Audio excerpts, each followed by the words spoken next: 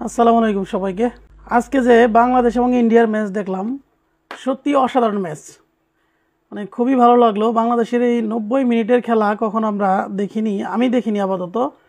তো হামজা যে একটা প্লেয়ারের কারণে কতটা ইফেক্ট পড়তে পারে আজকের খেলা না দেখলে আমরা অনেকেই বুঝতাম না। যে বিষয়টা হচ্ছে যে বাংলাদেশের খেলা আপনারা হয়তো দেখছেন যে কতটা উন্নতি করছে।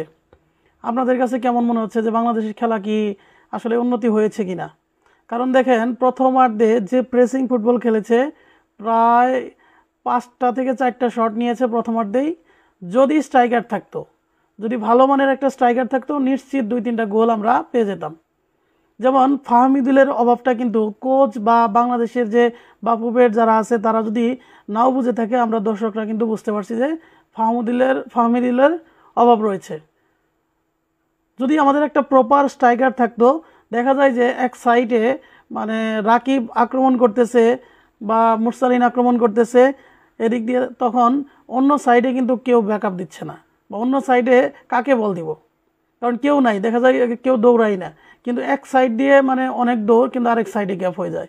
দেখা যায় এই অবস্থা, মানে স্ট্রাইকারের খুবই অভাব। তো তাছাড়া কিন্তু ডিফেন্স ছিল চমৎকার, আর হামজার কথা না বললেই নয়। হামজা তো অসাধারণ ছিল, অসাধারণ একদম।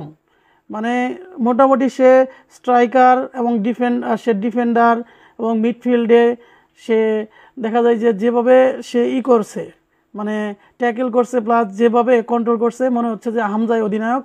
সেই কিন্তু মানে সবাইকে কোথায় কাকে কোন জায়গায় দিতে হবে সব কিছুই সে নিয়ন্ত্রণ করছে। যাই হোক, দুঃখের বিষয় হচ্ছে জামাল ভুঁইয়া যে আমাদের অধিনায়ক, তাকে রাখা হয় নাই, এবং যে আলামিন আছে পুলিশ লাইন্সের, তাকেও কিন্তু রাখা হয় নাই। কেন বুঝলাম না। মানে এখানে মোটামুটি দেখা যায় যে মানে যারা ভালো তাদেরকে বেঞ্চ করিয়ে রাখা হয়েছে।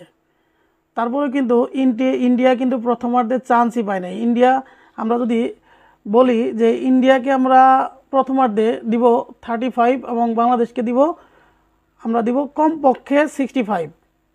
কারণ বাংলাদেশ মানে প্রথমার্ধে যেভাবে ডমিনেট করে খেলছে, এইভাবে যদি মানে ডমিনেট করে, দেখা যায় যে অচিরেই কিন্তু বাংলাদেশ মানে ভালো একটা টিম হয়ে যাবে আর কি। আর হামজা চৌধুরী মাত্র একটা প্লেয়ারের কারণে যেভাবে বাংলাদেশ ডমিনেট করছে, অসাধারণ, খুবই ভালো লাগছে।